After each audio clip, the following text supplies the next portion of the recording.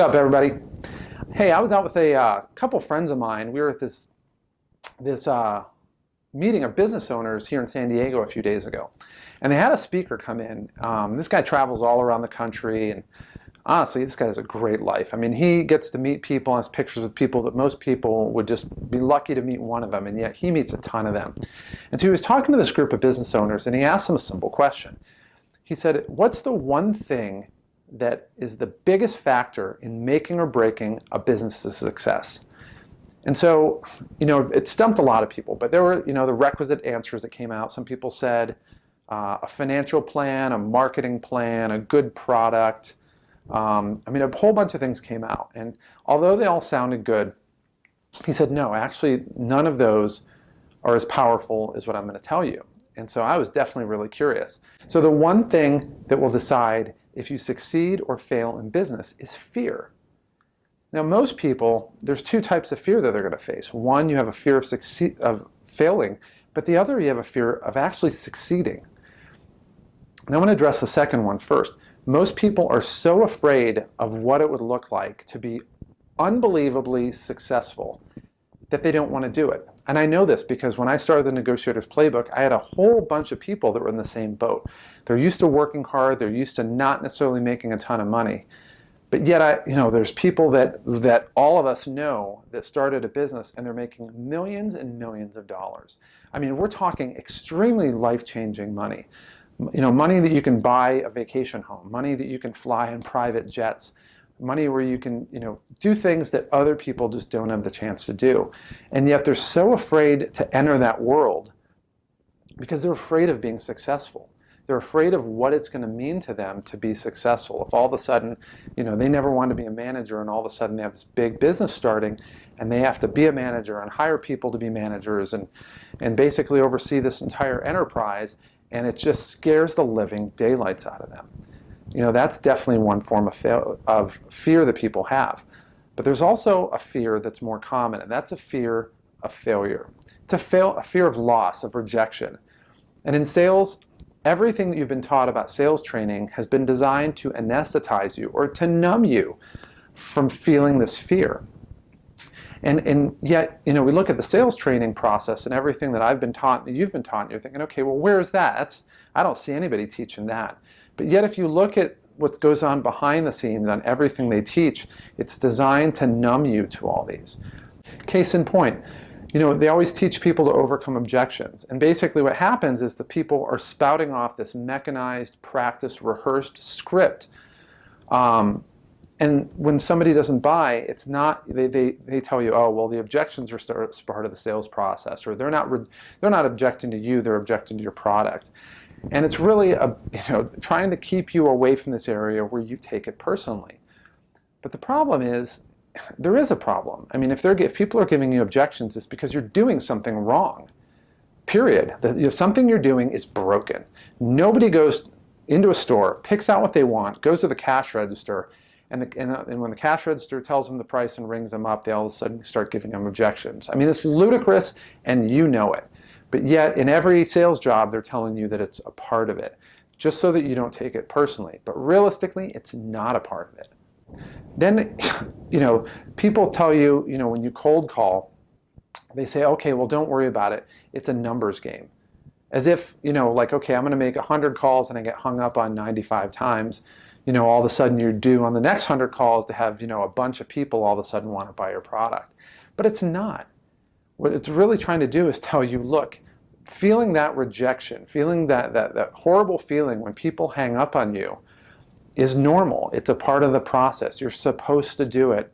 With every success, there's 100 failures, or whatever the saying is. But realistically, it's not. For people that have just an absolutely thick pipeline, I mean, we're talking about like waiting lists in their sales process, where they're not even looking for additional prospects, and they have people that they're not even taking. And I was in this. I did this. The idea of cold calling is a joke. I mean, it's for the new people. It's the people that suck at the job, the people that shouldn't even be in the job. They should be going doing something else. Should be handing out fries outside of a Wendy's drive-thru. The idea of cold calling is just it's stupid. Why would you possibly do it? But yet everything that you're taught, and I could go on and on and on in the sales process, is to divert your attention away from the fact that you're doing something wrong, and yet it's pinning the blame on the system, so to speak, or the customer. It's the customer's fault. But really, it's the problem is that you haven't been taught the right thing.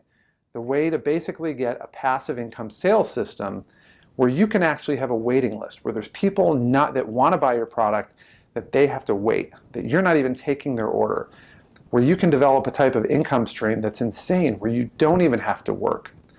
But the key thing that you have to do it, it isn't a technique.